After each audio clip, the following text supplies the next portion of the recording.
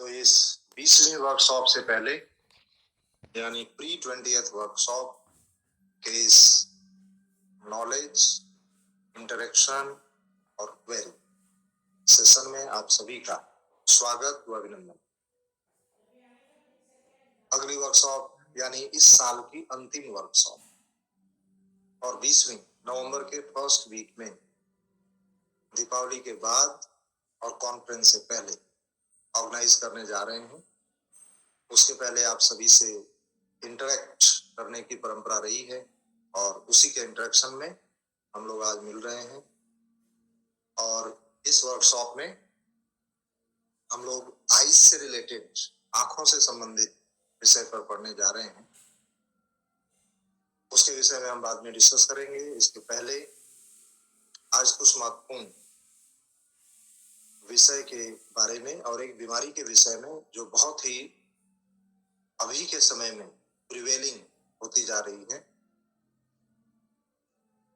उसके विषय में चर्चा करेंगे। तो आज के इस सेशन का 2 पार्ट रहेगा। इनिशियल सेशन में हम एक बीमारी के विषय में और उसका treatment, effective, tested and evidence based treatment आपसे डिस्कस करेंगे। और उसके बाद के सेशन में फिर आपके लिए इंटरेक्शन एंड क्वेरी सेशन रहेगा। First session will be knowledge session and second session is interaction and query session, that is also knowledge session for the all. Query of one is the knowledge and query of all. एक की query को हम इस तरह से आपको respond करेंगे कि वो सबके लिए यूजफुल हो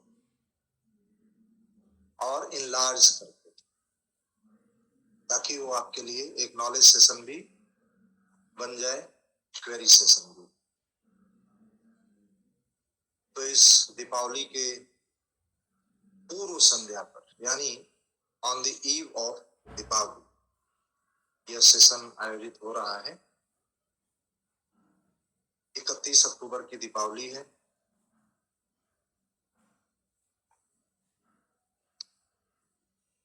चार पांच दिन बाद लगभग तो दीपावली का दिया आप जलाएंगे। उसके पहले हम लोग ज्ञान का दिया जलाते हैं।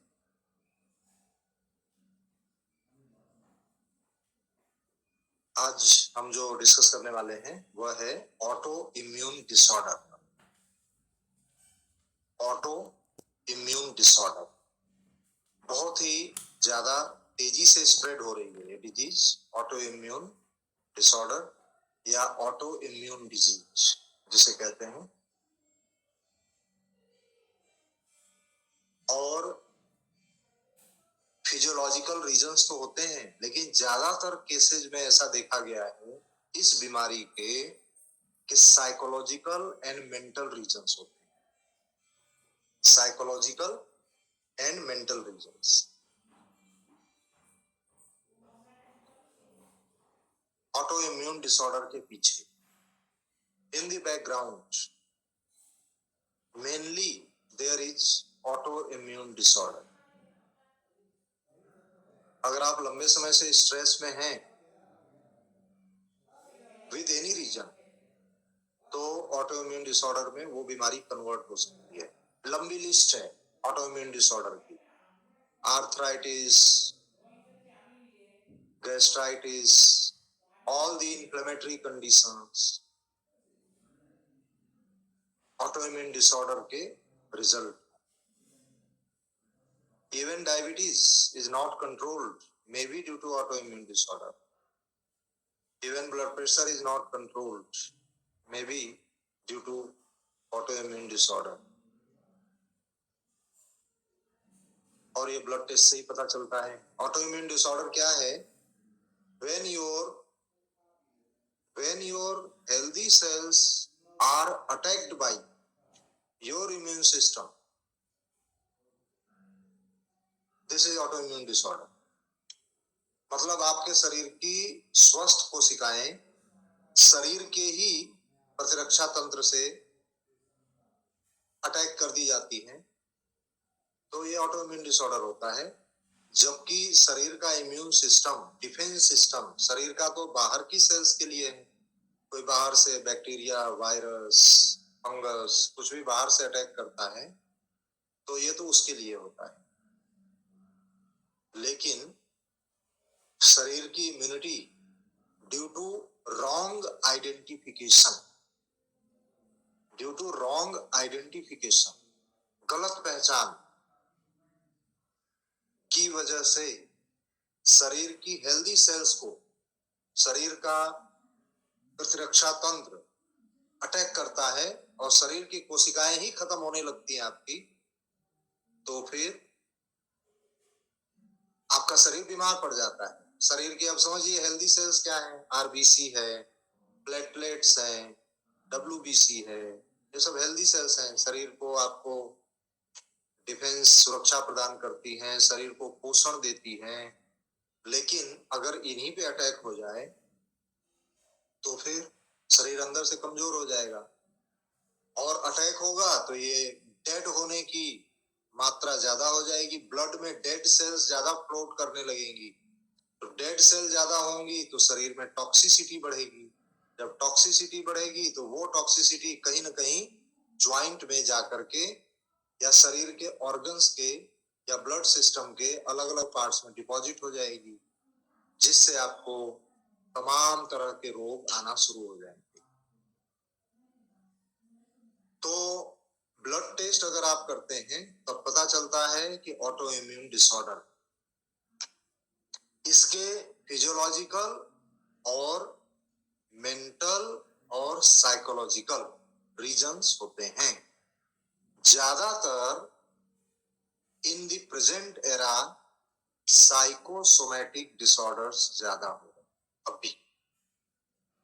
अगर आप स्ट्रॉन्ग, अब ध्यान से सुनिएगा, जो हम आपको कहने जा रहे हैं वो अपने भीतर आप देखिएगा, कहीं ना कहीं अभी प्रेजेंट में या पास्ट में आपका मेंटल स्टेटस चेक करिएगा। कोई भी बीमारी आपकी जल्दी नहीं ठीक हो रही है तो इसके पीछे कारण देखिएगा।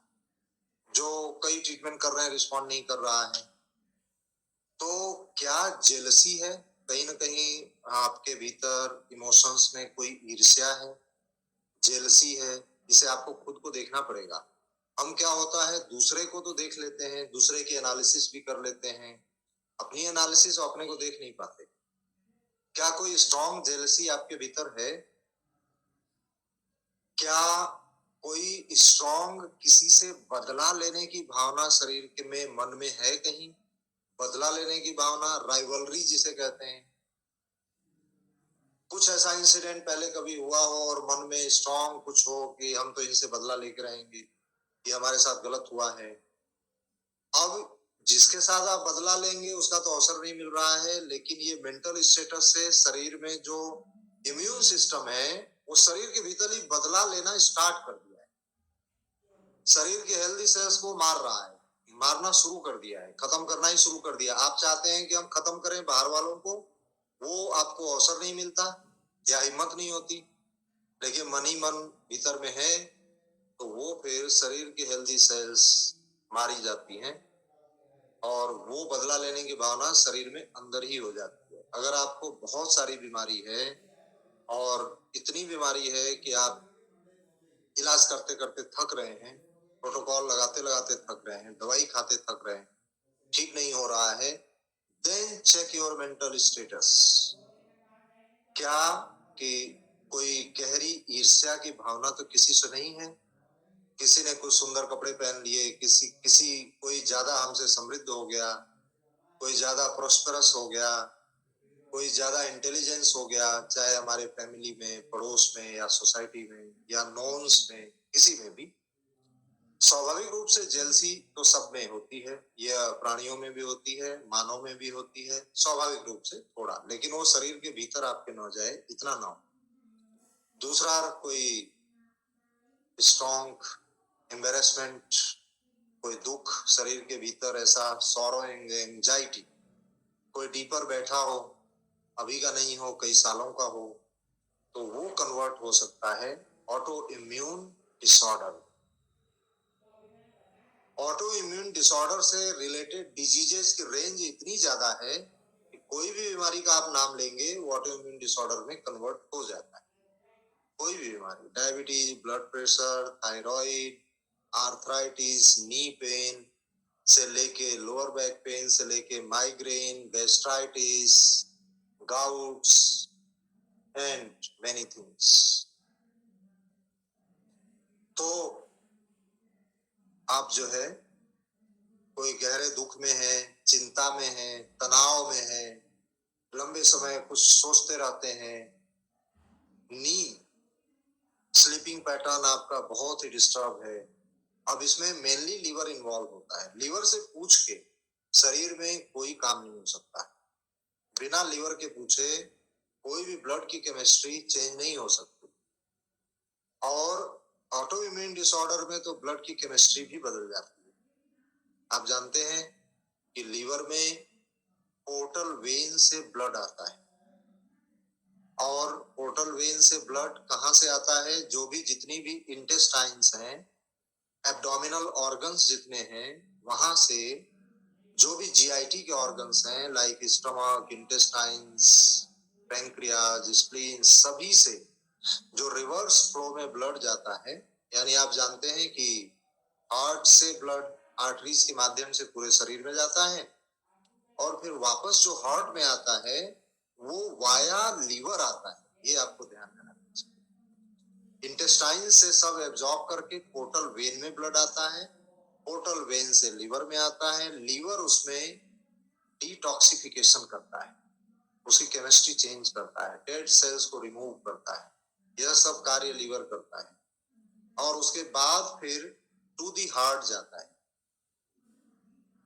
डिटॉक्सिफिकेशन के बाद, यानी लीवर का रोल ऑटो इम्यून डिसऑर्डर में बहुत ज्यादा है। तो इतनी सारी भाषा परिभाषा आप समझ गए ऑटो इम्यून डिसऑर्डर क्यों होता है। आप स्वयं अपना चेक करिए, स्टेटस क्या है आपका, मेंटल स्टेटस खुद का चेक करिए, और उसके बाद उसमें इम्प्रूवमेंट करिए, उस चीज से बाहर निकलिए। उसके लिए अपनी थॉट प्रोसेस, बाहर कैसे निकलेंगे? बाहर निकलेंगे अपनी थॉट प्रोसेस चेंज करके। थॉट प्रोसेस चेंज करिए, मेडिटेशन का सहारा लीजिए कि ऐसी स्थिति क्यों, हम इतने दुखी हैं, इतना लंबा तो कोई जीवन नहीं है, 50 साल 60 साल जीवन के पूरे हो चुके हैं, पता भी नहीं चला, ऐसे 20-30 साल और भी निकल जाएंगे, फिर जीवन भी खत्म हो जाएगा, इतना दुख, दुख क्यों? इतना जो है दुखी क्यों रहना, इतना किसी से ईर्ष्या क्यों करना, इतना ज्यादा सोचना क्यों किसी छोटी मोटी घटनाओं के पीछे? तो इस तरह थॉट प्रोसेस आप चेंज कर सकते हैं। तो आपके अपने लिए, आपके साथ कुछ ऐसा नहीं है तो आप सभी थेरेपिस्ट हैं, आपके पास पेशेंट आएंगे यही सिम्टम्स लेके, कोई ब्लड टेस्ट नहीं हुआ है, कोई डायग्नोसिस नहीं हुई है, तो जो हम आज आपको पॉइंट बताने वाले हैं वो लगा दें। और ढेर सारी बीमारी पेशेंट लेके आया है तो ऑटो इम्यून डिसऑर्डर के ही पॉइंट लगा दीजिए आप। कोई रिपोर्ट नहीं है और बहुत सारी बीमारी है, ऑटो इम्यून डिसऑर्डर के पॉइंट लगा दीजिए, कहीं न कहीं अंदर डेवलप हो रहा है। और पेशेंट को कहिए, थोड़ी इंक्वायरी करिए कि क्या आप कुछ ऐसी स्थिति में हैं जो हमने सिम्टम आपको बताए, दुख, चिंता, तनाव, अत्यधिक सोचना, ईर्ष्या रखना। ईर्ष्या में कहते हैं ना कि ईर्ष्या सामने वाले को नहीं, उस व्यक्ति को जलाती। सामने वाले व्यक्ति को कुछ खास नहीं फर्क पड़ता क्योंकि ईर्ष्या आपके भीतर है। अब आप ही को जलाएगी, जिसके भीतर है उसको ही जलाएगी। दूसरी है चिंता। चिंता को तो चिता समान कहते हैं। चिंता में भी व्यक्ति ही जलता है, लेकिन वो चिंता स्वयं से होती है, ईर्ष्या दूसरे से होती है। तो थोड़ा बहुत कमोबेश कोई ईर्ष्या से मुक्त नहीं हो सकता, ज्यादा नहीं होनी चाहिए, ज्यादा में तकलीफ आएगी। थोड़ा तो सबको होती है, थोड़े में इतने में ना हो कि आपको तकलीफ आने लगे भीतर से। तो ये सिम्टम्स पेशेंट से आप कंसल्टिंग करके और उनसे बातें करके फिर उनको बाहर निकलने को कहिए, थॉट प्रोसेस बदलें, मेडिटेशन करें और इसके साथ में स्लीपिंग पैटर्न जरूर चेक कर लीजिए। अगर रात में 11 बजे से लेट हो रहा है, क्योंकि आप जानते हैं रात में 11 से 3 का समय मिडनाइट के किंग हैं लिवर एंड गॉल ब्लैडर, और शरीर के डिटॉक्सिफिकेशन लीवर और गॉल ब्लैडर के माध्यम से होता है, स्पेशली लिवर एंड फैमिली कहेंगे, लिवर एंड फैमिली। तो अगर लिवर एंड फैमिली बीमार हो गए तो दुनिया भर के रोग आएंगे, उसमें ऑटो इम्यून डिसऑर्डर भी आएगा। इसके लिए इन सभी मेंटल साइकोलॉजिकल सिम्टम्स के साथ नींद अवश्य ठीक होनी चाहिए। अगर सब सुधार लिया लेकिन रात में 12 बजे सोते रहे तो भी यह बीमारी नहीं ठीक होगी, क्योंकि liver is still become diseased and weak. क्योंकि रात में 11 से 1 आप जानते हैं कि ऑर्गन क्लॉक टाइमिंग है, और इस समय में liver and gall bladder are getting charged with full of energy. 4 घंटे में लिवर एंड फैमिली चार्ज होती है, जिससे वो बाकी के 20 आवर्स में वर्क करते हैं। ऐसे हार्ट एंड फैमिली आफ्टरनून में चार्ज होते हैं 11 से 1। जैसे अभी ये समय है ये हार्ट एंड फैमिली का है, अभी हम लोग जो बात कर रहे हैं ये हमारे हृदय में खूब ऊर्जा है। 11 से 1 ये हार्ट की ही टाइम है, तो ये क्लास के लिए सबसे अच्छा समय है। 11 से 1 हार्ट की एनर्जी है, और आपका ब्रेन वर्क कर रहा है, हमारा ब्रेन वर्क कर रहा है बोलने में, आपको समझाने में, आपका ब्रेन वर्क कर रहा है समझने में। लेकिन ब्रेन चलता तो ब्लड से है, blood, oxygen, nourishment and nutrition, अब ये देता है हार्ट, सप्लाई तो हार्ट से होती है। इस समय हार्ट आपका हमारा सबका चार्ज हो रहा है, फुल ऑफ एनर्जी है हार्ट में 11 से 1 में, और इस समय हम लोग पढ़ रहे हैं तो आपके दिमाग में भी जाएगा, आपको याद भी होगा। तो 3 चीजें आप ध्यान रखेंगे। एक फिजिकल कंडीशन पेशेंट की, फिजिकल कंडीशन में न्यूट्रिशन एंड नरिशमेंट, समय से भोजन करें, क्योंकि जो भी बीमारी आई है तो उसके पीछे कोई ना कोई कारण तो होगा ना, विदाउट रीजन कोई थिंग तो होती नहीं है। अब उस रीजन तक आपको पहुंचना है। रीजन यही 3 ही होता है, फिजिकल रीजन, मेंटल रीजन या फिर लाइफ स्टाइल रीजन। 3 रीजन है। फिजिकल रीजन में आप खाने का समय देख लीजिए और न्यूट्रिशन उनका प्रॉपर मिल रहा है कि नहीं शरीर को, वो देख लीजिए, उसमें करेक्ट करवाइए। अब खाने के समय के लिए आइडियल आपको बता दें पेशेंट को, जो आप एडवाइस कर सकते हैं, एक मील से दूसरे मील में 4 घंटे का डिफरेंस होना चाहिए। 4 hours difference should be in each meal, in between 2 meal. Ideal and practical कहें तो 8:30 ब्रेकफास्ट, 12:30 लंच, 4:30 कोई भी फिर से आप लाइट स्नैक्स कुछ ले सकते हैं, लाइक फ्रूट जूस सूप, ये शाम को 4 साढ़े 4, फ्रूट जूस या सूप, और रात में 8 बजे से पहले खाना। 4-4 घंटे गए। अगर इससे जल्दी भूख लगे तो एसिडिटी है आपको, या एसिडिटी है या चिंता है। चिंता में ज्यादा भूख लगती है, एसिडिटी में भी लगती है। चिंता means anxiety. In the anxiety, patients feel more hunger, also in the same condition of acidity. और अगर आप सूर्यास्त से पहले खाना खा लेते हैं तो भी अच्छा है पारुल जी। इसमें ऐसा होता है, हमारे पास सब पेशेंट्स आते हैं, एक चीज पकड़ते हैं, जितने, क्योंकि ये बीमारी सब जगह है, लेट नाइट सोने की बीमारी सब में है। जितने जैन पेशेंट्स हैं उनमें भी है, खास तौर से जैन पेशेंट जितने हैं खा तो लेते हैं, खा तो लेते हैं, बहुत अच्छा है, सूर्यास्त से पहले खाना खा लेते हैं आप 6:30 बजे 7 बजे। अभी विंटर सीजन आ रही है तो लेट तक ये सनसेट जल्दी हो जाएगा, तो आप जल्दी खाना खा लेते हैं, लेकिन सोते तो वही 11-12 बजे हैं, तो फिर जल्दी खाना खाने का जो लाभ आपको मिलना चाहिए वो बिल्कुल नहीं मिलता है। उल्टे आप बीमार पड़ते हैं, क्योंकि 6 बजे 6:30 बजे खाना खाए, इसके बाद 6 घंटे बाद आप सो रहे हैं, तब तक तो भूख लग जाती है, फिर नींद नहीं आएगी, ग्लूकोज लेवल घट जाएगा, आप वर्किंग है, मेंटल वर्क कर रहे हैं, तो 6 बजे खाना खाते हैं, शाम को 12 बजे रात में सोते हैं, तो अब देखिए ये आपको बीमार करने वाली रूटीन। अगर आप जल्दी खाने की रूटीन पकड़ते हैं, आइदर इन जैन और इन एनी कम्युनिटी, तो जल्दी सोने की क्यों नहीं पकड़ते? आप 6 बजे 6:30 बजे खाना खाते हैं तो 9 साढ़े 9 बजे सो जाइए, बेस्ट है, आपको सबसे ज्यादा लाभ मिलेगा। और लेट नाइट सोएंगे तो जल्दी खाने का जो बेनिफिट था वो जीरो हो गया, आपको कोई भी लाभ नहीं, उल्टे नुकसान होगा। ब्रेन को ऑक्सीजन, ब्रेन को मेनली ग्लूकोज घट जाएगा रात में, और उसकी वजह से नींद नहीं, डिस्टर्ब स्लीप रहेगी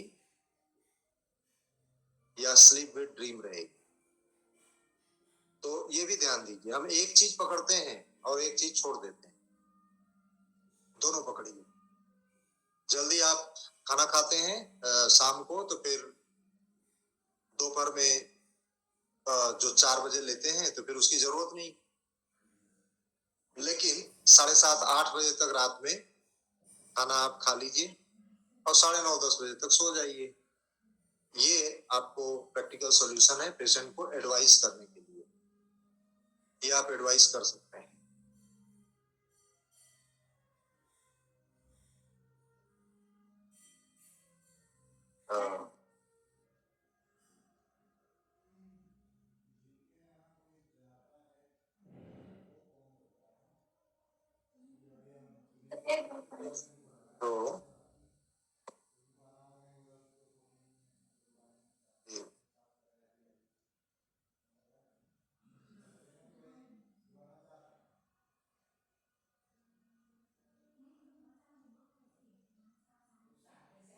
तो देखिए, आइडियल ये है और प्रैक्टिकल है कि 4-4 घंटे का गैप हो खाने में, तो ये चीजें आप पेशेंट को एडवाइस करेंगे, और आप अपने लिए भी, आपको भी पता होना चाहिए कि क्या है आइडियल प्रैक्टिकल, वो आप करें। 4 घंटे से ज्यादा ब्रेक होगा तो भी एसिडिटी होगी, और जल्दी जल्दी आपको भूख लगती है 2 घंटे में तो भी एसिडिटी है। किसी को ज्यादा भूख लगे तो दो ही चीज है, ये ध्यान रखो, किसी को ज्यादा भूख लगती है तो या तो ये व्यक्ति चिंता में है, हम एंजाइटी में होते हैं तो बहुत भूख लगती है, दुख में होते हैं तो भूख लगती है, ये समझ लीजिए साइकोलॉजिकल कंडीशंस। दुख में खूब भूख लगेगी और सुख में भूख नहीं लगती है। किसी प्रिय व्यक्ति से मिलते हैं आप तो भूख आपकी खत्म हो जाती है, क्योंकि उसी से पेट भर गया, घंटों हो जाएंगे आपको भूख ही नहीं लगेगी।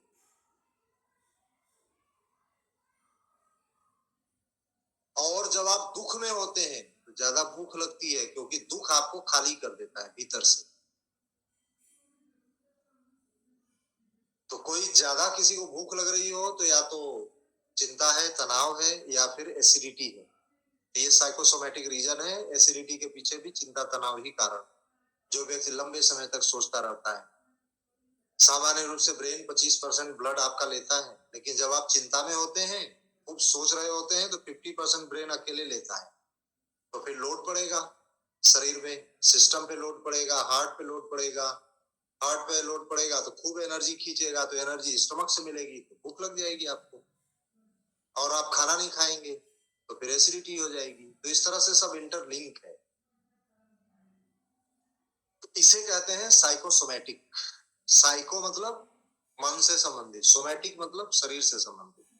मन और शरीर, शरीर पर मन का सीधा नियंत्रण है और सीधा प्रभाव है,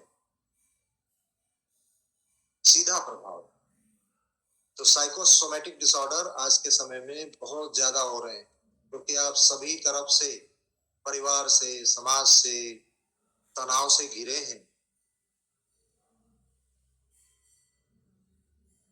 तो इतनी बातें जो चर्चा की, सबसे पहले आप अपने भीतर इंट्रोस्पेक्शन करिए, अपने भीतर अंतर दर्शन दर्शन करिए, चेक करिए कहीं आपके भीतर तो ऐसा कुछ नहीं है।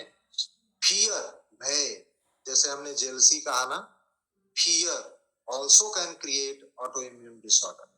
आप लंबे समय से किसी सीन एंड अनसीन फियर में हैं, नोन या अननोन फियर में, तो यह भी आपको ऑटो इम्यून डिसऑर्डर में कन्वर्ट हो सकता है और शरीर में कई तरह की बीमारियां ला सकता है। उसको भी आप थॉट प्रोसेस बदल के और उसका ट्रीटमेंट करके फियर का, उससे बाहर निकल सकते हैं। मेडिटेशन से बाहर निकल सकते हैं, मेडिटेशन हेल्पफुल रहेगा इसमें। तो इस तरह, और एंगर, एक्सेस एंगर, जितने इमोशंस हैं उनका इम्बैलेंस आपको ऑटो इम्यून डिसऑर्डर में कन्वर्ट कर सकता है। एक्सेस एंगर, जिसमें आप हिंसा पे उतर जाएं, तोड़ फोड़ करने लगे, एक्सेसिव एंगर।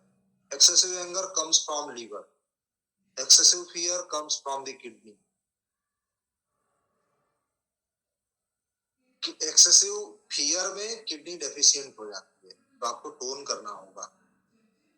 एक्सेसिव एंगर में लीवर हाइपर हो जाता है, तो उसमें आपको सीडेट करना होगा।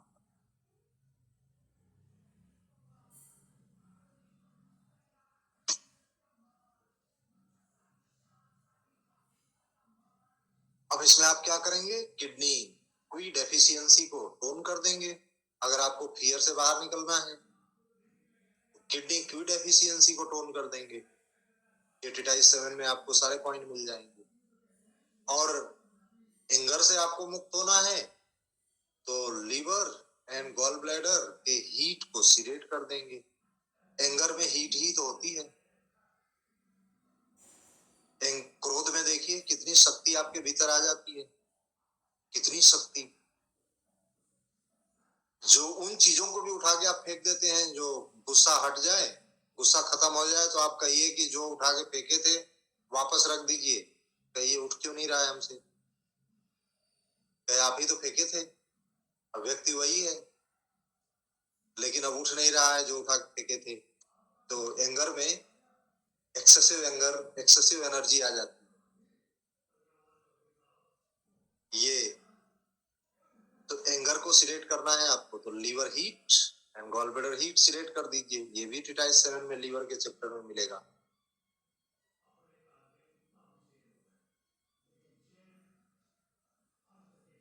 तो इस तरह से आप इमोशंस की इंक्वायरी पहले अपनी और फिर दूसरों की, पेशेंट्स की अवश्य करिए, उसका ट्रीटमेंट करिए।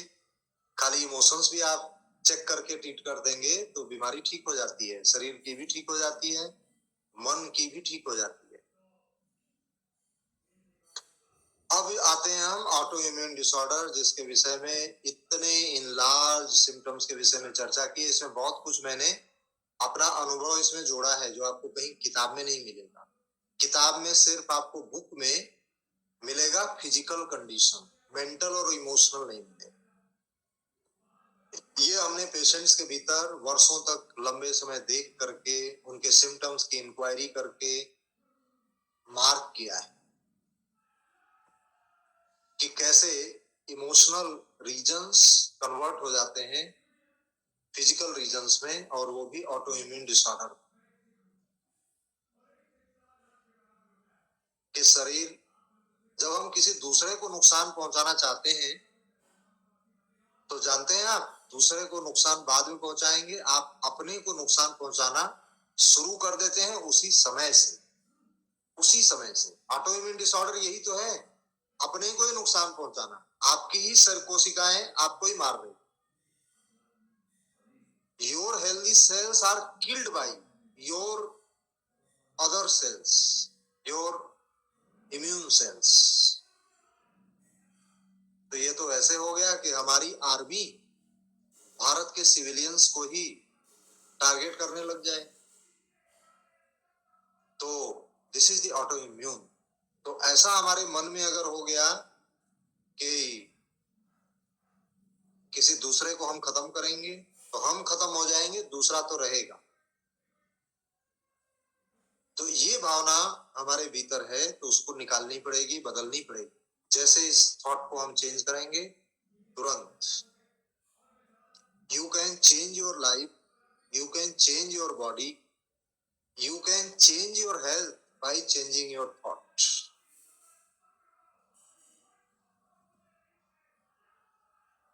थॉट जो इनविजिबल है, इनविजिबल है, आपके विचार जो अदृश्य हैं, दिखते नहीं हैं, सटल है, सूक्ष्म है, लेकिन उनका प्रभाव स्थूल है। ये शरीर पर प्रभाव इसका पड़ेगा। इफेक्ट सूक्ष्म का प्रभाव स्थूल पे। सूक्ष्म यानी सटल, स्थूल यानी gross. Subtle will affect to the gross. सूक्ष्म विचार है, उसका प्रभाव स्थूल शरीर पर पड़ता है। तो सूक्ष्म को बदल दीजिए तो स्थूल भी बदल जाएगा। विचार स्वस्थ कर दीजिए तो शरीर भी स्वस्थ हो जाएगा। आपके मन में इतना तेज इफेक्ट आता है, आपके मन में एक कोई भी विचार आया, विचार आते ही एक सर्कल थॉट का, एक एनर्जी का आपके आसपास कन्वर्ट हो जाता है। बिल्कुल, आपके आसपास एक एनर्जी का सर्कल बन जाता है आपके थॉट से।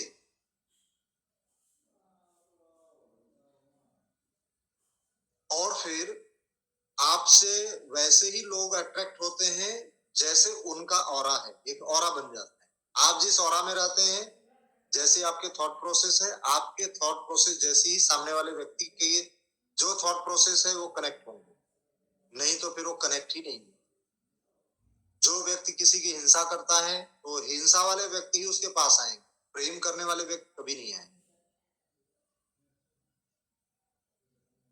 तो एक थोड़ा सा विचार भी मन में बदला तो ये संपूर्ण सृष्टि में उसका प्रभाव पड़ता है, बहुत तेज पड़ता है। इसलिए हमें अपने विचार, और विचार से ही कर्म बनता है। जो हम सोचते हैं वही हमारे कर्म में बदल जाता है। तो सोच सबसे पहले, आप सोच बदलेंगे, कर्म बदलेगा, शरीर बदलेगा, स्वास्थ्य भी बदलेगा, आप स्वस्थ हो जाएंगे। स्वस्थ विचार स्वस्थ शरीर को ही लाता है। तो अब इसके पॉइंट लिख लीजिए। ऑटो इम्यून डिसऑर्डर, यस, ये सर्कल ऑफ इन्फ्लुएंस कहते हैं। बिल्कुल सही कहा आपने। इसके डॉक्टर वॉल के पॉइंट्स हैं। शरीर में इन्फ्लेमेटरी कंडीशंस आ जाती है, इस ऑटो इम्यून डिसऑर्डर के कारण एलर्जिक रिएक्शंस आ जाते हैं। ऑटो इम्यून डिसऑर्डर के कारण खेमका सर ने हजारों रोगियों को इससे ठीक किया है, जो प्रोटोकॉल आपको लिखा रहे हैं, और मैंने ठीक होते देखा है। जब मैं प्रयागराज में था, खेमका सर इन बिंदुओं को देते थे, तब तो बहुत रेयर ऑटो इम्यून डिसऑर्डर होता था, क्योंकि इतना तनाव नहीं था। आज से करीब 20 साल पहले, और अब तो इसकी जरूरत बहुत ज्यादा है। तो लिखिए LU11 डॉक्टर वॉल के पॉइंट्स हैं। ये आपको डिटाइज 3 में मिलेगा। LU11, LU10D, 10D, LU11, LU10D, D for Delhi, 10D, ये डॉक्टर वॉल का पॉइंट है, इसलिए इस तरह से लिखा जाता है। डिटाइज 3 में चार्ट में आपको मिल जाएगा। ये थर्ड सेमेस्टर में आपको पढ़ाया जाता है। जो लोग थर्ड में पढ़े होंगे वो परिचित होंगे, जो अभी फर्स्ट सेकंड सेमेस्टर में होंगे वो चार्ट या किताब रेफर कर दीजिएगा। LU11, 10D, AD, A मतलब एलर्जिक डीजनरेशन, उसका शॉर्ट नेम है AD। AD 1, 2, 3, AD 1, 2, 3, इसमें पूरे शरीर की एलर्जिक रिएक्शंस कवर हो गए। 1, 2, 3। और फिर लिखिए 1B, 4 पॉइंट हुए। 1B for Bombay, 1B, AD 2 3, AD 1 2 3 and 1B, 4 point हुए। ये डॉक्टर वॉल के सभी पॉइंट्स हैं, 6 पॉइंट हमने लिखा है, ये डॉक्टर वॉल के सारे पॉइंट हैं। ये सीडेट होंगे, लिखिए sedate left and right, sedate left and right as per doctor Wall, as per doctor Wall. अब इसके बाद लिखिए, इसके बाद लिखिए ब्योल के पॉइंट टीसीएम, लीवर 3, लीवर 3 बहुत इंपॉर्टेंट है, सभी तरह के एलर्जिक रिएक्शंस का पॉइंट है और ऑटो इम्यून डिसऑर्डर को खत्म करने वाला है। मैंने आपको बताया कि लीवर का रोल बहुत ज्यादा होता है। लीवर 3, SP10 ये सभी तरह की एलर्जीज को ठीक करता है। SP10 ऑटो इम्यून डिसऑर्डर में शरीर में एलर्जी कंडीशंस आ जाती है। SP10, TW6, TW6 की एनर्जी क्या है? TW पहली बात तो ब्रेन है, यांग ब्रेन है, और 6 क्या है? हीट पॉइंट है, ब्रेन का heat. SP10, TW6, liver 3, UB17, UB17 17 ये मेनली ब्लड का पॉइंट है, सी ऑफ द ब्लड कहलाता है और ब्लड में ही सब कुछ घटित हो रहा है। UB17,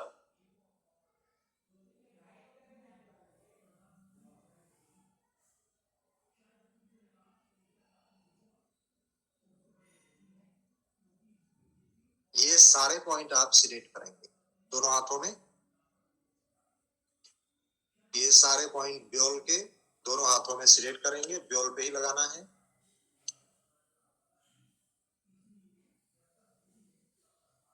अब इसके बाद इन्फेक्टिव इटियोलॉजी को भी हमें कवर करना है, तो वो लिख लीजिए इन्फेक्शंस के लिए Li4, Li4, Si4, Li4, Si4, stomach 42,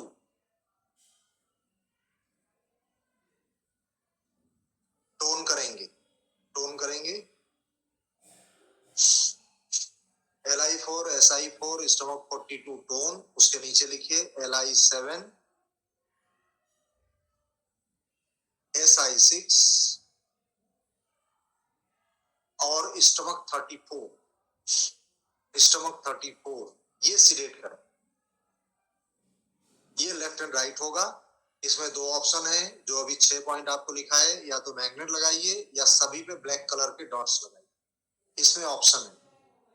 पहले जो 2 लाइन के हमने पॉइंट लिखा है डॉक्टर वॉल के और ब्योल के, वो श्योरली मैग्नेट ही लगेंगे, कलर नहीं, मैग्नेट। हाँ, किसी अगर कंडीशन में सपोज फॉरेन में कोई है, मैग्नेट नहीं पहुंच पा रहा है, तो ब्लैक कलर सब पे लगेगा, सभी पे ब्लैक कलर लगेगा।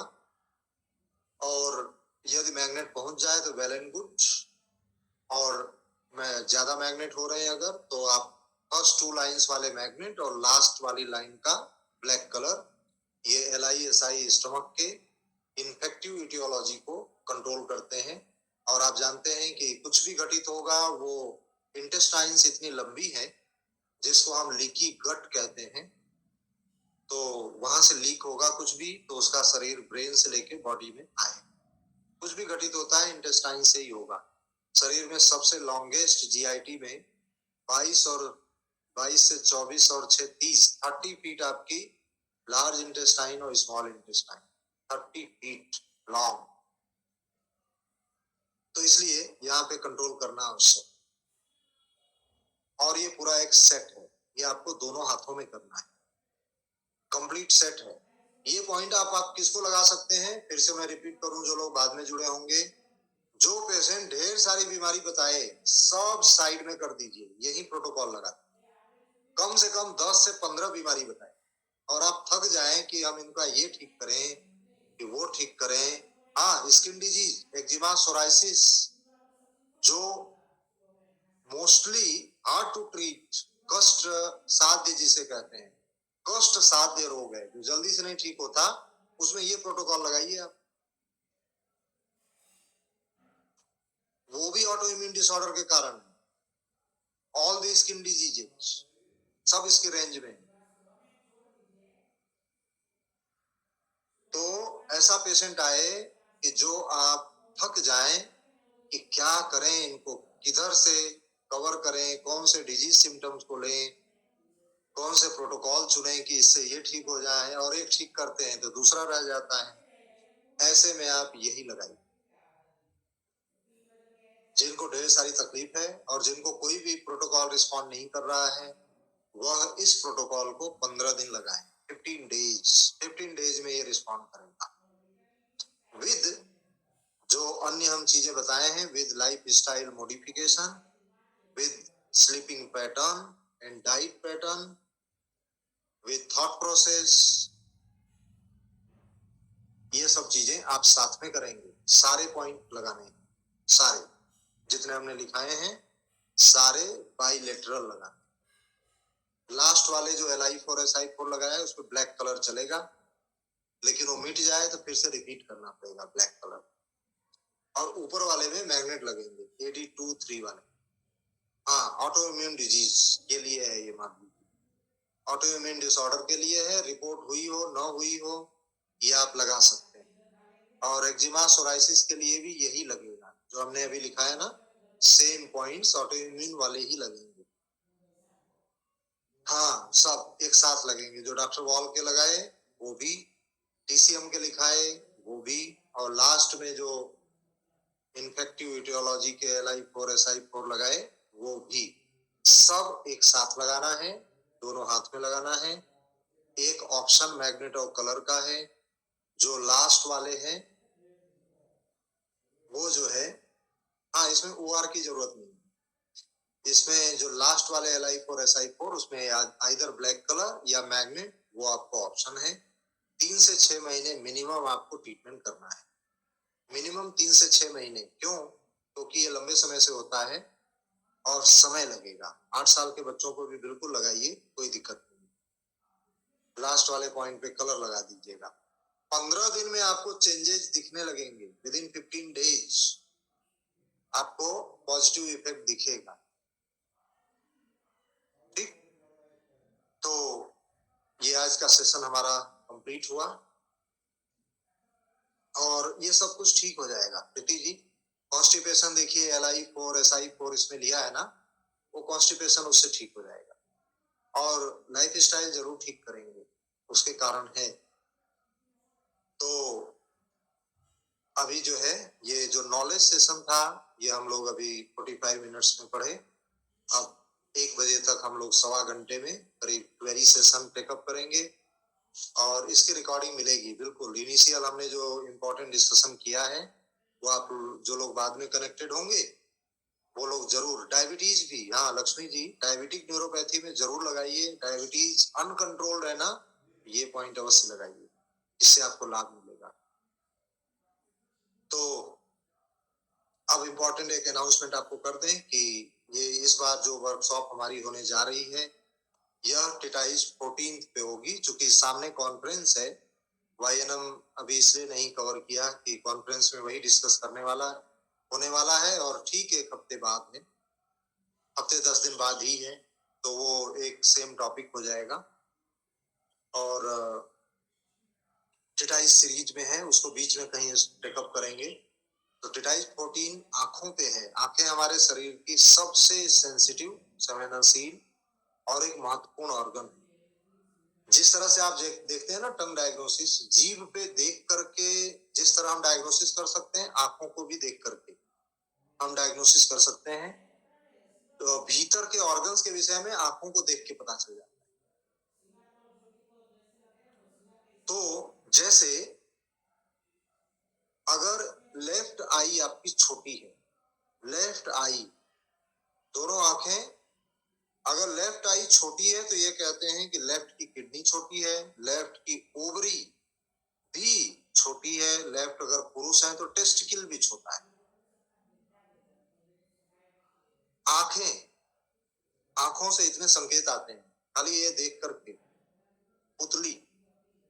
तो इस तरह कई सारे इंडिकेशंस आंखों से रिलेटेड हैं। आंखों के भीतरी ऑर्गन्स हैं, डॉक्टर वॉल ने बहुत वर्क किया है इसके ऊपर इन डिटेल। हम लोग 4 दिन, दीपावली के बाद आप लोग दीपावली मना लीजिए, दिया जला लीजिए, फिर हम लोग आंखों का ज्ञान का दिया जलाएंगे नवंबर में 5 तारीख से 8 तारीख तक, यानी मंगलवार से लेकर के शुक्रवार तक पढ़ेंगे। मंगल से शुक्र 5 से 8 नवंबर नोटिफाई हम करेंगे इसके वर्कशॉप के बाद। और दीपावली के बाद का समय है, रिकॉर्डिंग मिलेगी पूरे सेशन की। कभी आप बिजी हैं, कहीं बाहर गए हैं घूमने, तो अवश्य अटेंड करिए और रजिस्टर कर लीजिए। वो रिकॉर्डिंग आपके मोबाइल पे रहेगी, आप कभी भी उसको सुन लीजिएगा, क्योंकि ये वर्कशॉप्स जो हो रही हैं वो वंस वाइल हो रही है, दोबारा ये कभी नहीं होगी, क्योंकि हम लोग आगे आगे बढ़ते चले जाएंगे। जब रिकॉर्डिंग है ही तो दोबारा इसको करने का कोई मतलब। और आगे इसके आयुर्वेद है, अन्य विषय हैं, उसको टेकअप करेंगे। 2 महीने के इंटरवल पे हम लोग कर रहे हैं। तो ये 2 महीने सितंबर के फर्स्ट वीक में किया था, अक्टूबर के बाद ये नवंबर का फर्स्ट वीक आ गया। फिर 16 से 21 कॉन्फ्रेंस है और छठ पूजा बिल्कुल आप करिएगा। एक्यूप्रेशर पूजा के साथ हम लोग पढ़ेंगे भी, और शाम की क्लास रहेगी, आप शाम को रखेंगे जिसे आप आराम से अटेंड कर पाए। 3 से 5:30 बजे तक इवनिंग की रहेगी। बुधवार की रहेगी तो उसको 5 बजे से पहले कंप्लीट करेंगे।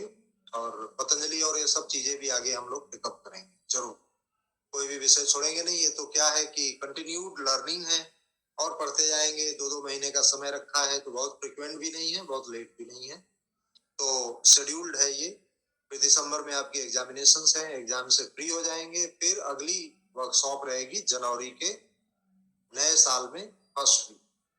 तो यह 20वीं वर्कशॉप है, ये 20वां सोपान है। इस दिसंबर में साल समाप्त हो रहा है 2024 का, ये नवंबर में, और अंतिम वर्कशॉप होगी ये, और 20वीं 21वीं हम लोग जनवरी के फर्स्ट वीक में करेंगे। तो आंखों के ऊपर है, और आंखों में हम लोग क्या क्या पढ़ने वाले हैं ये देखिए कि किस तरह से आप आंखों को देख करके पहचानेंगे उसकी बीमारी।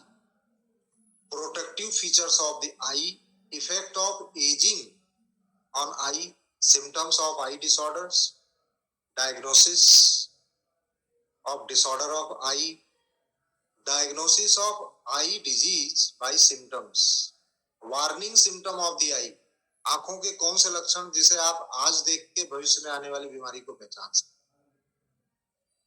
मुख्य इनके treatment, patterns of eye disease and care, I care, आंखों से संबंधित कैसे हम सुरक्षा रखें।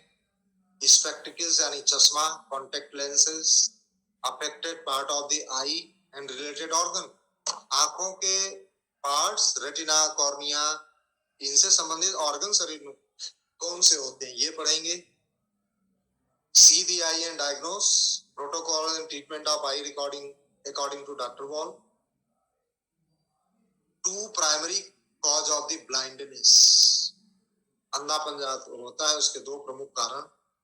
Part of the eye, cornea transplant, focusing problem, choroid, ciliary body, conjunctiva, cataract, eyelids, iris, lens, macula, optic nerve, pupil, retina, sclera, tear glands blockage, इन सब के विषय में पढ़ेंगे। एस्टिग्मेटिज्म, ब्लेफराइटिस, सेंट्रल रेटिनाइटिस, ये सब सिस्ट आंखों में, conjunctivitis, corneal ulcer, dry eye, इनकी समस्या, आई में pain, entropion, exophthalmos, glaucoma, itching in eye, near sightedness यानी दूर की रोशनी पास की रोशनी प्रभावित हो, red eye, stye, tearing eye, ulcer on eyelids, ये सब हम लोग पढ़ने वाले हैं।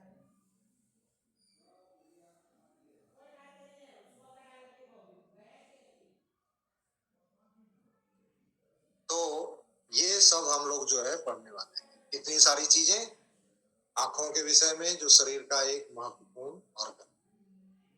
अब हम लोग जो है तो इसके लिए अभी नोटिफाई करेंगे क्लास के बाद, तब आप रजिस्टर कर सकते हैं। फीस उतनी रहेगी 500।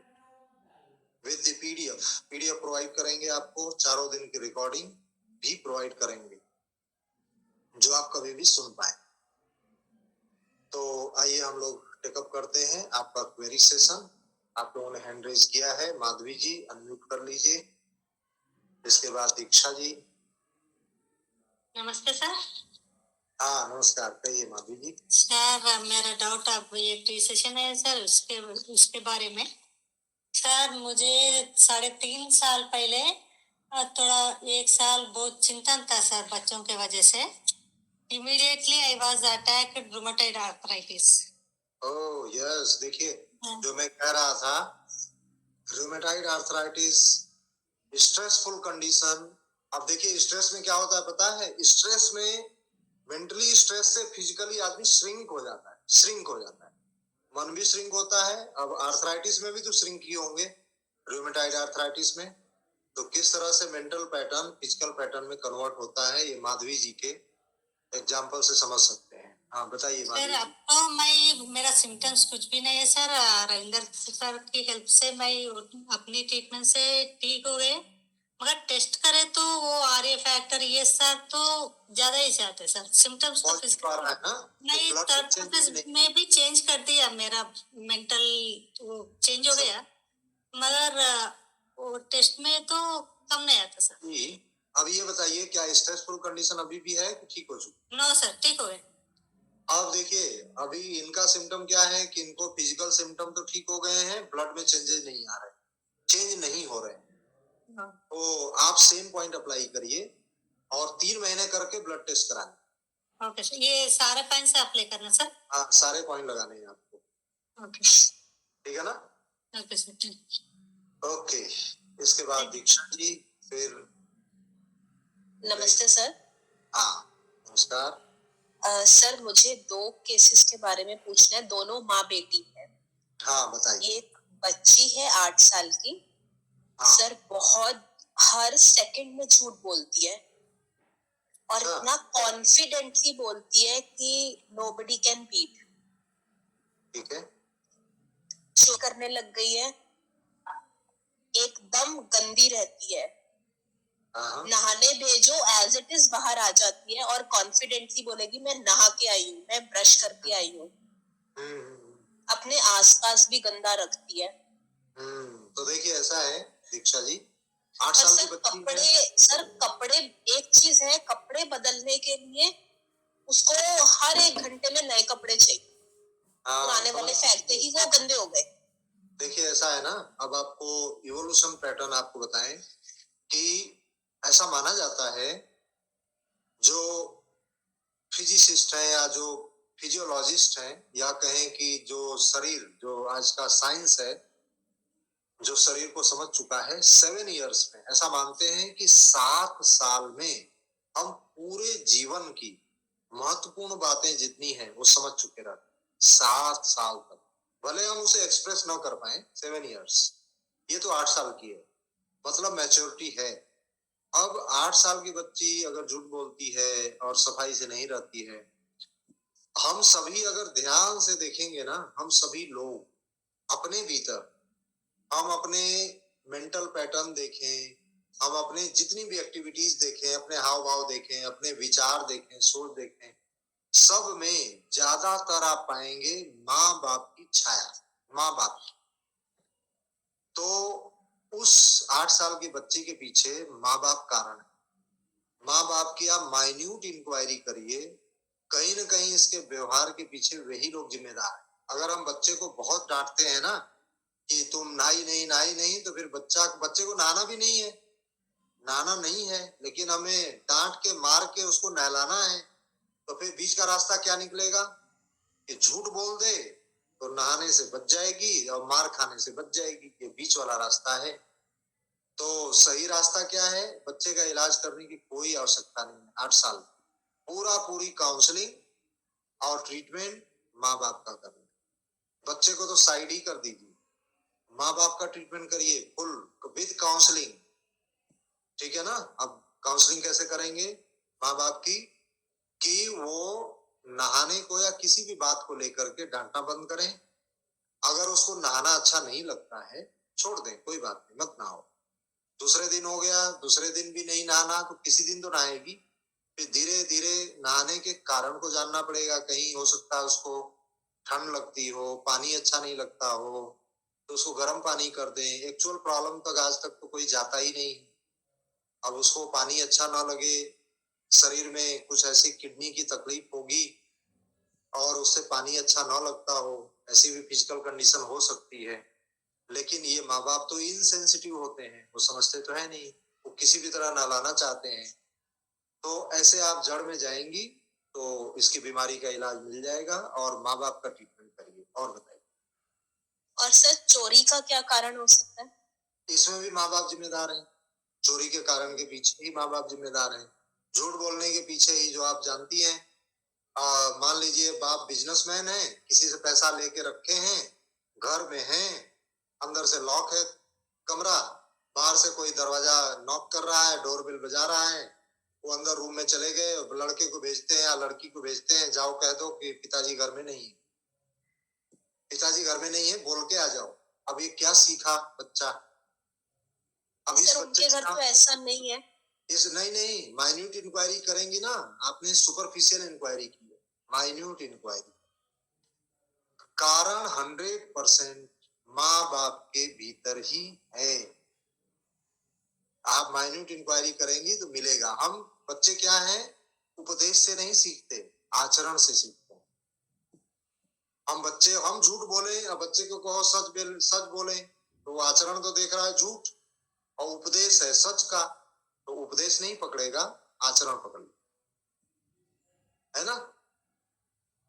हम जो है रास्ते में जा रहे हैं, बहुत सारे एग्जाम्पल से, रास्ते में हम जा रहे हैं, कोई कुछ मांग रहा है और उसको हम जो है डांट के गाली दे के साइड कर देते हैं, और बच्चा भी देख रहा है पीछे गाड़ी में है आपके, डांटते भी हैं, उसको गाली भी देते हैं और गाड़ी आगे बढ़ा लेते हैं। फिर घर पे आके बच्चे को शिक्षा देते हैं कि बच्चे तुमको जो है दान करना चाहिए, पुण्य करना चाहिए, दान करना बहुत बड़ा पुण्य है। ये बच्चे को हमने शिक्षा दी और जब रोड पे थे तो उसको गाली दी और उसको एक पैसे दिया भी नहीं। ध्यान में आया ना। तो ऐसी चीजें होती हैं, देखने में कुछ होता है, अंदर कुछ होता है।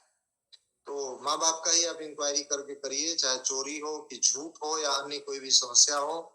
8 साल का बच्चा तो कोरा पैदा होता है, जो कुछ उसके ऊपर लेयरिंग आती है वो सबसे पहले माँ बाप की आएगी, फिर पड़ोसियों की आएगी, फिर परिवार वालों की आएगी और समाज की आएगी।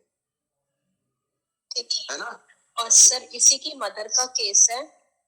सर उनको बहुत एक्सेस मेंस्ट्रुएशन होती है, 8-9 दिन चलती है, with excess pain and clots. क्या उम्र है सर 34 है ना, तो उनका स्लीपिंग पैटर्न एकदम डिस्टर्ब होगा, क्योंकि ये सोनोग्राफी चेक करवा लीजिए कि फाइब्रॉइड तो नहीं है, ये ओवरी सिस्ट या यूट्रस फाइब्रॉइड का संकेत है। सर उसमें आया नहीं है, लेकिन उन्होंने अभी चेक करवाया। इंडोमेट्रियल थिकनेस कितनी है? सर मैं फिर से चेक करती हूँ, क्योंकि सब कुछ रेंज में था और कुछ डिटेक्ट नहीं हुआ। विदाउट कारण तो हो ही नहीं सकता है। अगर बिल्कुल ठीक है, तो पर सर उन्होंने ऐसे भी बताया कि जब से स्टार्ट हुआ है लगभग यही पैटर्न है, हैवी। हाँ, तब से प्रॉब्लम है, जब से स्टार्ट हुआ है ना तब से प्रॉब्लम है। उनके सोने जागने का समय है पता आपको एग्जैक्ट? सर लेट सोते हैं। बस तो हो गया, वही पे बात ही खत्म। लेट सोए तो लीवर डिस्टर्ब होगा तो लीवर की स्टैग्नेशन और ब्लड स्टेसिस होगी तो क्लॉट्स आएंगी। अभी फाइब्रॉइड नहीं है तो that this patient is going towards fibroid. Married और अनमैरिड? मैरिड है सर, उनकी बेटी। मैरिड है तो यूट्राइन फाइब्रॉइड में कन्वर्ट हो जाएगा, है ना। ठीक है। और सर कॉम्प्लेक्शन, इन्हीं का कॉम्प्लेक्शन बहुत डार्क होता जा रहा है, डल होता जा रहा है, और वाइट डिस्चार्ज और यूरिन ड्रिबलिंग बढ़ती जा रही है। हाँ, तो ये हेमोग्लोबिन की भी कमी है, क्योंकि लेट नाइट सो रहे हैं ना तो लीवर डिस्टर्ब हो रहा है। और लीवर की मदर कौन है पीसीएम में? लीवर की मदर बताइए दीक्षा जी। किडनी। लीवर की मदर मुझे आवाज नहीं। लीवर की मदर किडनी होगी, लीवर हाँ बीमार सर, है, किडनी भी बीमार किडनी है होगा, मदर। किडनी से कॉम्प्लेक्शन चेंज हो जाएगा, है ना। तो लीवर का आप करिए treatment, sweet stagnation, blood stasis, seeded, uterus ovaries correspondence पे क्लस्टर, तो इससे ठीक हो जाएगा। और नींद तो ठीक करना ही पड़ेगा, नहीं तो ये बीमारी नहीं जाएगी। ओके, ठीक है सर। ओके। थैंक इसके यू। बाद रेखा जी। हाँ, नमस्ते रेखा सर। फिर मृदुला जी। हाँ, नमस्कार रेखा जी, कहिए। कैसे सर? सब बढ़िया? एकदम बढ़िया, बताइए रेखा जी। मैं बोल रही थी सर, मेरे हस्बैंड को राइट हैंड शोल्डर में बहुत पेन है और हाथ यहाँ तक जाता है, बिल्कुल बस इससे आगे नहीं जाता, यहीं तक जाता है। हाँ, अच्छा, राइट हैंड, उसको फ्रोजन शोल्डर कहेंगे। तो मैं इनको ट्रीटमेंट मैं दिखाऊं, बगल में ही है सर।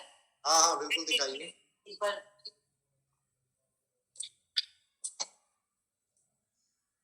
नमस्ते। हाँ जी, नमस्कार। राइट हैंड ऊपर करिएगा। इस हाथ में ऊपर करने में दिक्कत नहीं है मेरे को। अच्छा, जैसे बैक में ले जाता हूँ ना, हाँ हाँ आप देखो बैक में केवल ये हाथ जैसे यहीं तक जाता है, हाँ, ठीक है।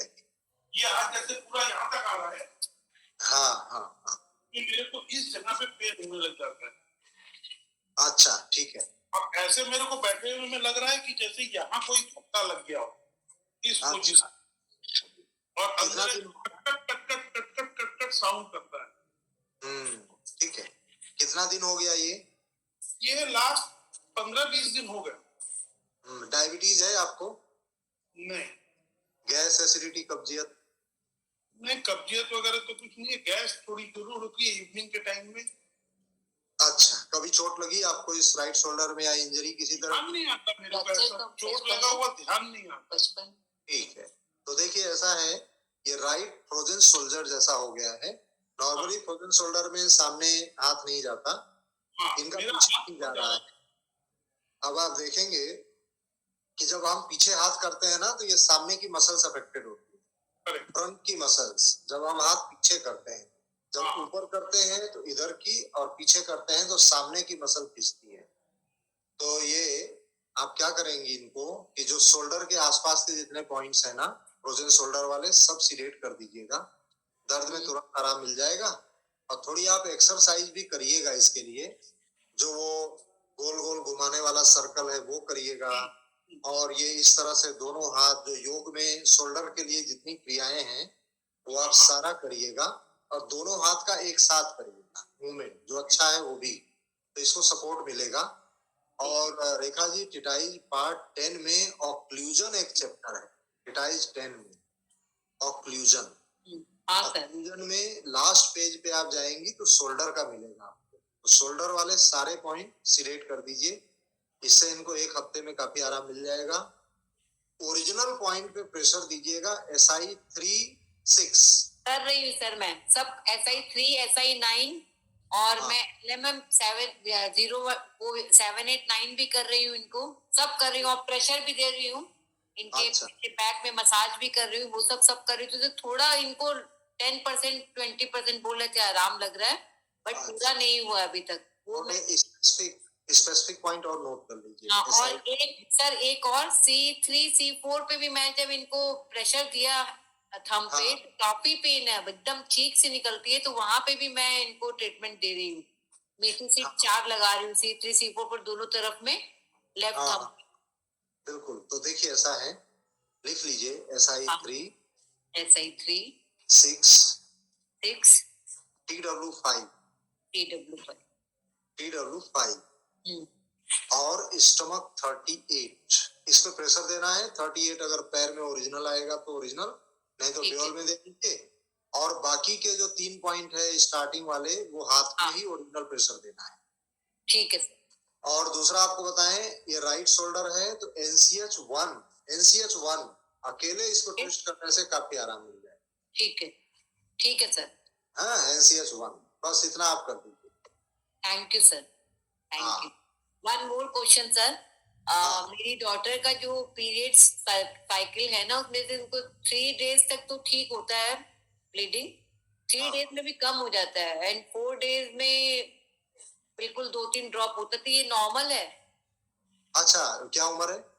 31। अच्छा, 3 डेज है तो ठीक है ना, 3 डेज प्रॉपर है तो इतना ही होता है, 3 to 5 मेरे टाइम में मेरा भी ऐसा ही था सर, लेकिन नॉर्मल ही चलता था, तो मेरे को लगा कि ठीक है, लेकिन मैं सोची आपसे पूछूंगी कि ये नॉर्मल है ना। ये नॉर्मल ही कहलाएगा, ठीक है ना? Yes. Thank you sir, thank you so much. Okay okay. हाँ, अब इसके बाद मृदुला जी पूछिएगा। नमस्कार मैम। नमस्कार मृदुला जी। नमस्कार सर। सर मेरे 2-3 महीने से ब्रीदिंग प्रॉब्लम हो रही है। हाँ, तो मैंने कहा वो पॉइंट तो जो बताए थे लगाई हूँ, लेकिन क्या है कि अभी भी सुबह में काफी हो जाती है, मतलब रात में ब्रीदिंग काफी हो जाती है और गला में लगता है थोड़ा कफ जैसा आ जा रहा है। तो सर एक बार आपने बताया था कि कभी किडनी और उसका कनेक्शन है ना, लंग का।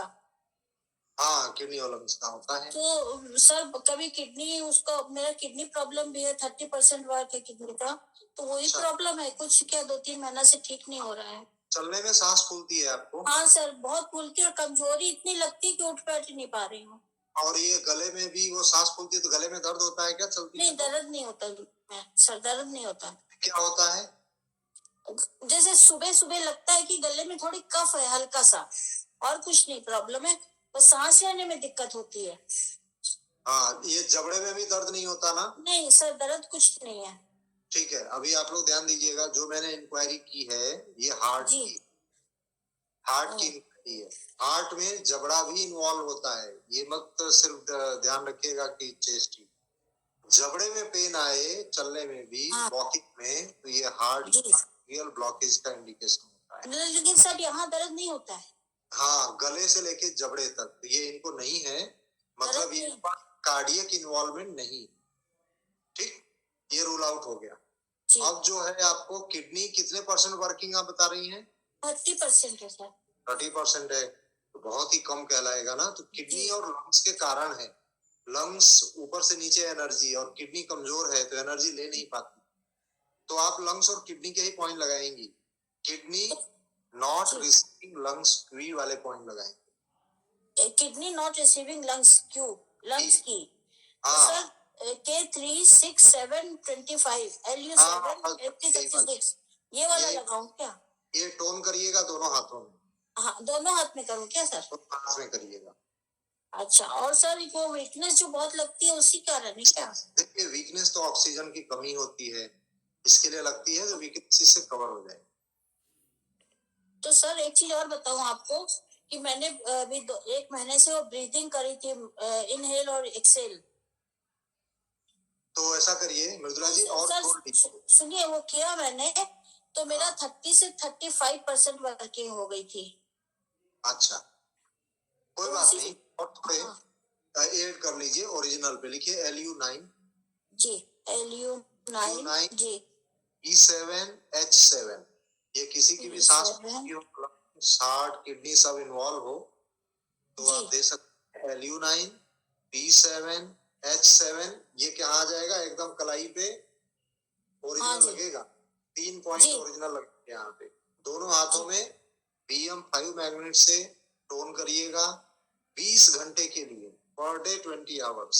सर 3-4 दिन से मैं क्लस्टर यहाँ पे और यहाँ पे लगा रही हूँ 3-3 पॉइंट, तो उससे क्या थोड़ी खुजली हो जाती है। हाँ, तो अभी क्लस्टर नहीं लगाइए, BM5 से टोन करिएगा। टोन कर ले जी, टोन कर लीजिए। Okay sir, okay sir. हाँ, इतना आप जोड़ लीजिए, बाकी चलने दीजिए। अच्छा सर, एक चीज और, आपने जो अभी क्लास होने वाला है वो प्रैक्टिकल है ज्यादा, तो मैं बाहर जरा जा रही हूँ, तो वो कैसे करूँगा?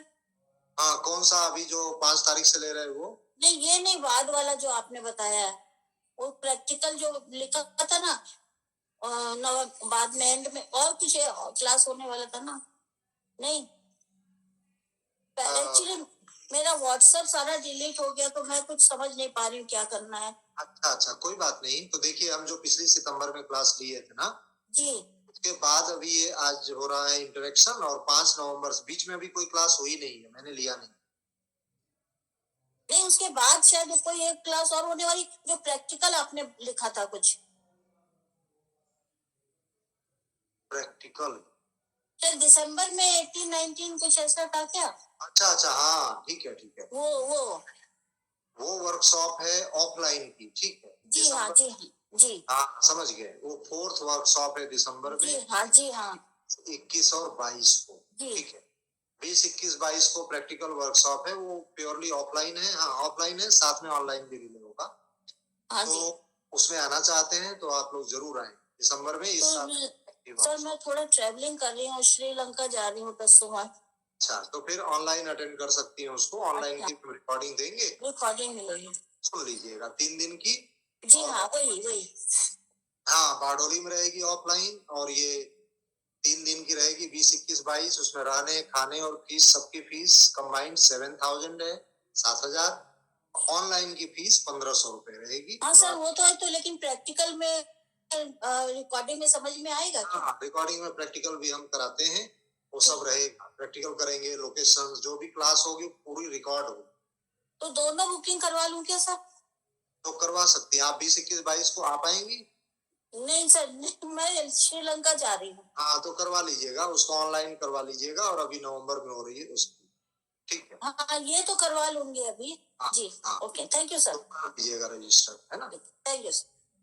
ठीक है, तो आप लोग जो लोग भी ऑफलाइन बारडोली आना चाहते हैं, आप सभी का स्वागत है। रजिस्टर कर लीजिएगा आप लोग 15 नवंबर तक। अब इसके बाद नीलम चौधरी जी अनम्यूट कर लीजिए। नमस्ते सर। नमस्कार। कैसे सर? बस बढ़िया, बताइए नीलम जी क्या क्वेरी आप?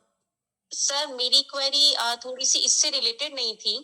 इट्स थोड़ा पर्सनल था, लेकिन मुझे कहीं मिल नहीं रहा था उसका आंसर। सर ये चनक होती है ना, जो एक सिंगल पॉइंट पे जो पेन आता है, वो क्या होता है, क्यों होता है? मेरे एक्चुअली आया है, तो पहले तो मुझे रियलाइज नहीं हुआ। लास्ट 15 डेज से आई वाज फीलिंग कि ये लोअर बैक एक है। देन मुझे लगा कि ये लंबर एरिया में ही आ रहा है L5, तो मैं उसके अकॉर्डिंग पॉइंट्स भी लगाए and I took massage also. And sir जितना उस पे हॉट कंप्रेशन एंड ऑल रहता है, सारी चीजें ले रही हूँ। डे आफ्टर 2 मतलब पास्ट 2 दिन पहले मेरा योगा सेशन था। योगा करते करते वो शिफ्ट हो गया एंड सर वो परसों से बहुत सीवियर वाला पेन है and it's like a ball, छोटी बॉल जैसा है। तो वो सर मेरे को समझ नहीं आ रहा, वो शिफ्ट कर रहा है, यहाँ से वहां मूव कर रहा है। तो ये होता क्या है? मैंने सारा सर्च कर लिया, मुझे कुछ नहीं मिला, ना गूगल में ना अपनी बुक्स में कहीं कुछ दिख रहा है। तो वो सर वायु होती है, जो दादी नानी कहती थी कि वायु का दर्द होता है ये, बट ये कैसे रिलेट करूं और कैसे रिलीज करूं वो नहीं समझ आ रहा सर। अच्छा कोई बात नहीं, ये आपको लंबर एरिया में पेन है ना खाली? जी सर। सर अभी वो सिंगल बॉल जैसा है, सॉफ्ट लाइक मैं बोल सकती हूँ सॉफ्ट बॉल जैसा हो रखा है, काफी छोटा हो गया है, लेकिन इट्स मूविंग। जब अगर प्रेशर दे दे उसके ऊपर तो मूव करता है। वो लंबर एरिया में सेंटर में, और कितना बड़ा होगा? सर मार्बल का जितना बड़ा होगा, मार्बल की जो गोटी होती थी ना सर। हाँ समझ गए। तो देखिए ऐसा है ना, ये तो एक इसे सॉफ्ट नोड कहेंगे। सॉफ्ट लिम्फेटिक नोड एक तरह से है, जैसे छोटे छोटे इधर टॉन्सिल्स की गोली होती है ना, वैसे वो लिम्फेटिक नोड है। और कहीं भी और कहीं नहीं है ना आपको शरीर में? नहीं सर। तो आप क्या करेंगी, रेड कलर बहुत सिंपल कलर थेरेपी का ट्रीटमेंट है। अब वैसे देखिए वहां से गवर्निंग वेसल मेरिडियन गुजर रही है, और कोई भी मेरिडियन के पाथवे में कोई गांठ नहीं होनी चाहिए किसी तरह की, नहीं तो उसके एनर्जी के फ्लो को डिस्टर्ब करती है। Right sir. तो आपको क्या करना है, अगर कोई वहां पे गांठ बनी है तो मीन्स डेफिशिएंट कंडीशन है, फ्लो डिस्टर्ब हो रहा है, आपको टोन कर देना है। गवर्निंग वेसल मेरिडियन को आप टोन करेंगे। गवर्निंग वेसल मेरिडियन टोन कैसे होगी? टिटाइज पार्ट 1 के पीछे प्रोफेसर पार्क जेओ ने इसकी प्लॉटिंग सीवीजीवी की अंगूठे पे कर रखी है। जी सर। ये है ना, तो थंब पे आप 2 पॉइंट के बीच में रख करके टोन कर दीजिएगा फ्लो के डायरेक्शन में। एक तो ये हो जाएगा। दूसरा ट्रीटमेंट, लाल रंग उसी गांठ के ऊपर आपको लगा देना, रेड कलर। सर वो तो शिफ्ट करी, कल से वो 3-4 बार मूव कर गई है, कभी इधर जा रही है कभी उधर जा रही है, कभी लेफ्ट हो गई कभी राइट हो गई। देखिए ऐसा है, जहां जाए, जैसे आज अभी के समय में तो एक जगह होगी ना, उसी पे आप हाँ सर। फिर कल जहां पकड़ में आए वहां लगा देंगी। Okay sir.